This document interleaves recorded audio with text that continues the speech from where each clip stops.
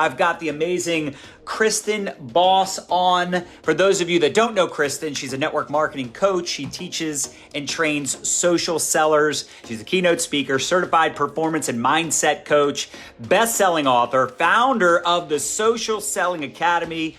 She's trained more than 40,000 social sellers, people just like you, on how to generate leads, what's working best right now, leveraging the interwebs and social media.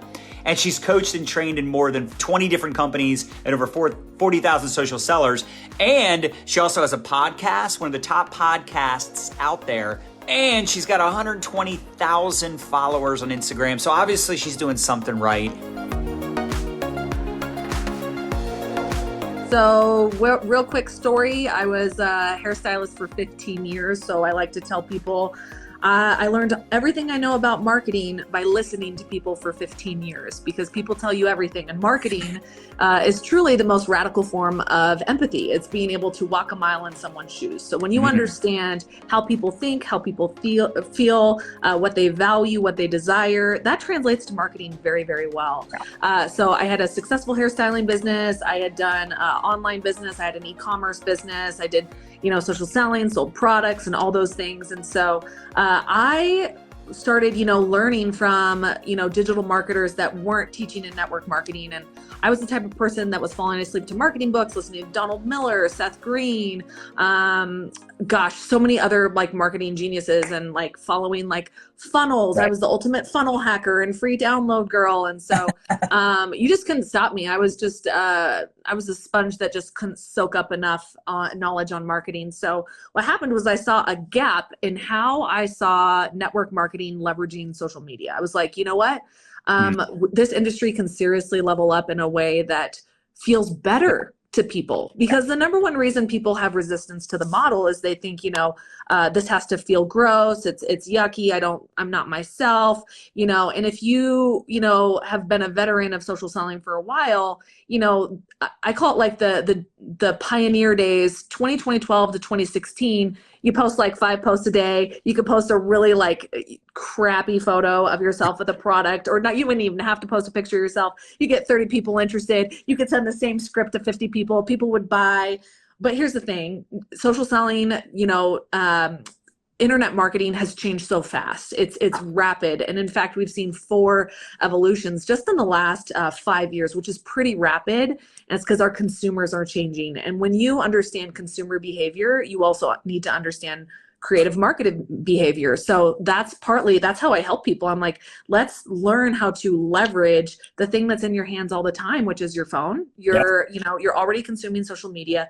How do you do it meaningfully? How do you do it authentically? How do you attract a bunch of people your way? And how do you not feel gross? That's really what everyone wants at the end of the day, is I want to make money. I want to not, spam my family and friends, and I want to be myself. So if you could tell me I can have all those things, I'm in.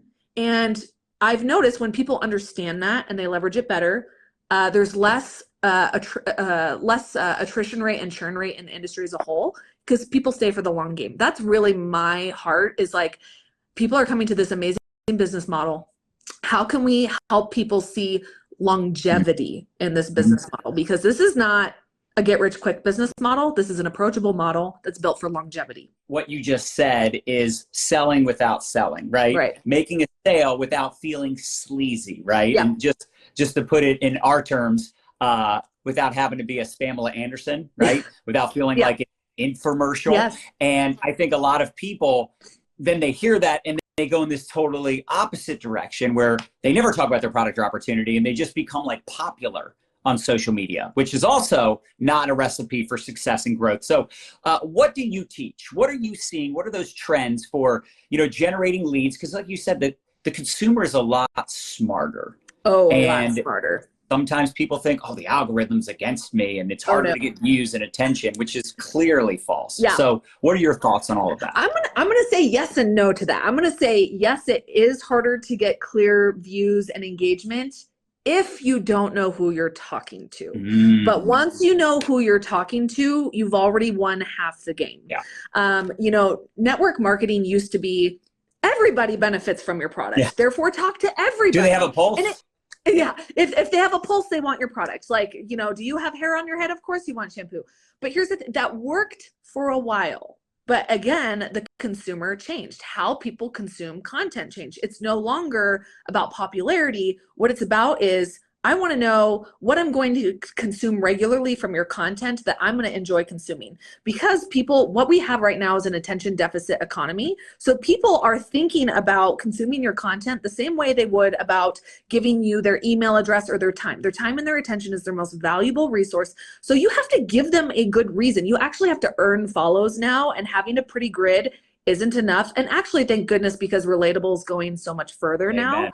now. But you have to figure out, okay, what am I about? You have to get to know yourself a little bit. And right now I tell people, I'm like, you know what? If warm market, just be you. You can show up on social media, just be entertaining, have fun, be yourself, just be yourself out loud. But this is where people really saw a slowdown in their business, is they get too comfortable in their warm market.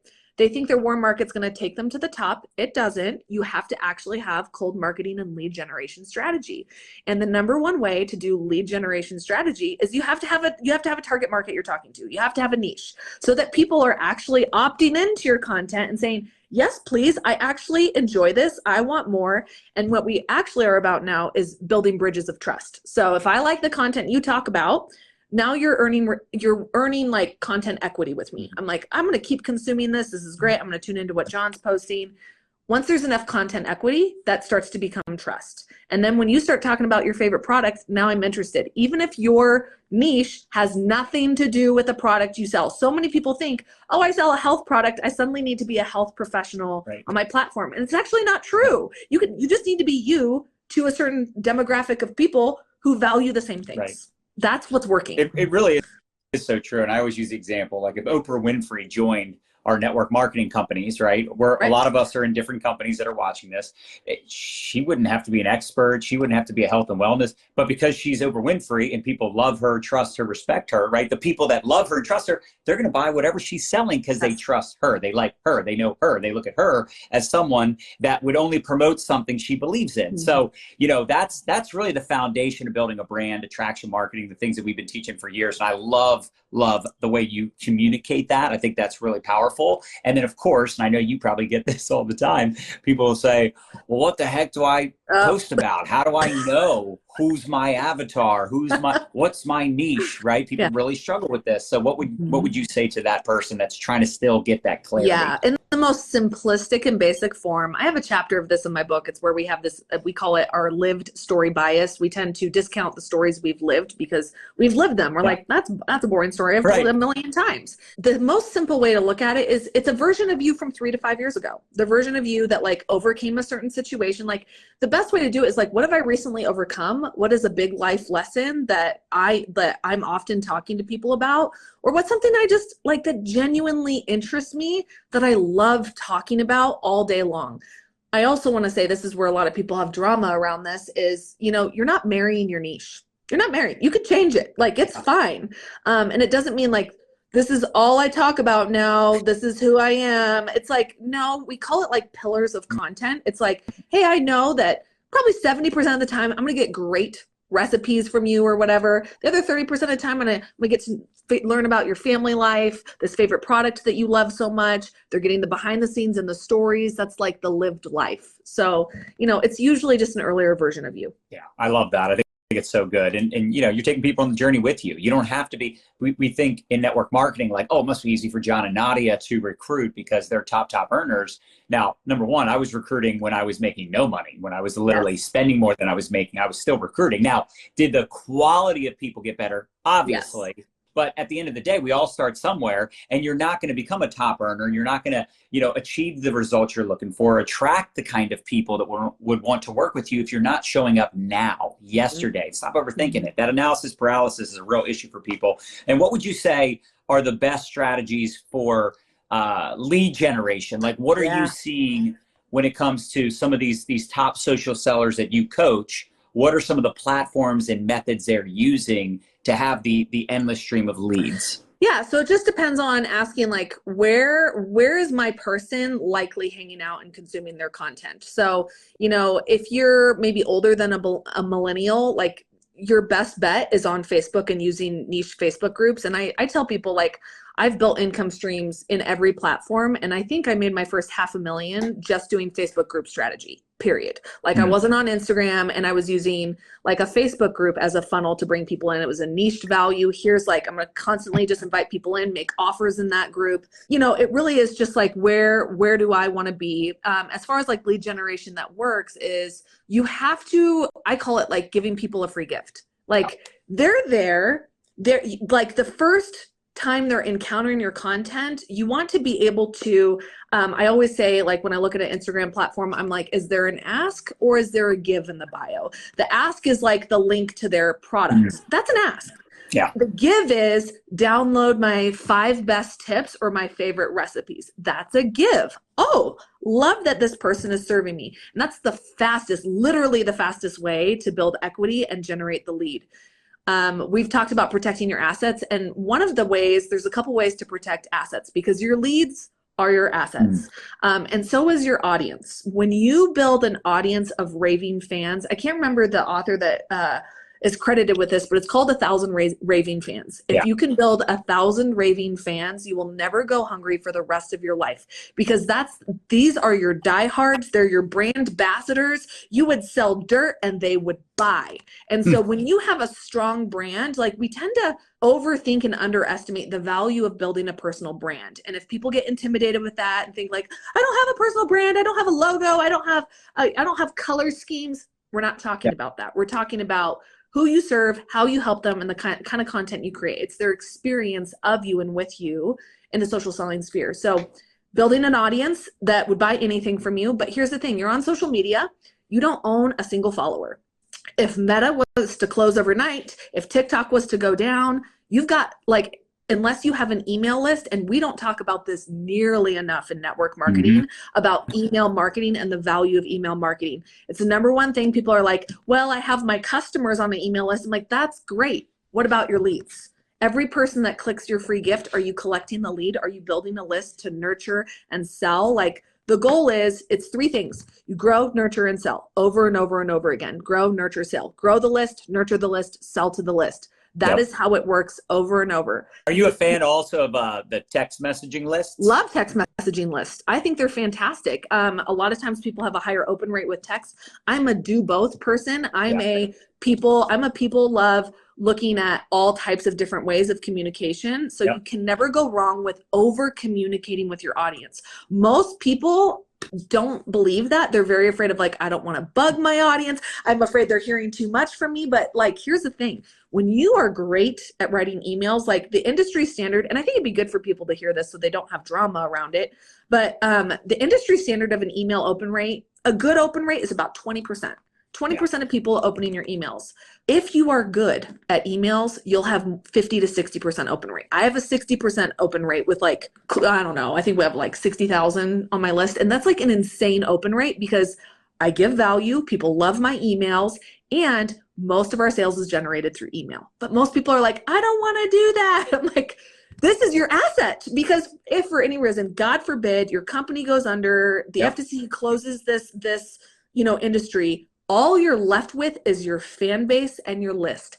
That's it. Yeah. And if you were only known for being, product Pamela, like, you're only known for one thing instead of this platform. I loved how they showed up and the value that they created. Like, now you're known for more than one thing, and it allows you to also diversify your income streams. Like, you can build multiple LLCs. We don't talk about this enough. Like, so now you might say, hey, I just got started with my company. I'm just relaunching my business. Okay, maybe not a priority. But at some point, like Kristen mentioned, you're going to be in a situation where you have all these followers, all these friends, all these customers, you got this big team, and you can't just rely on social media to communicate, because the truth is your account can get shut down. Your account can get hacked. I hope that doesn't happen to you.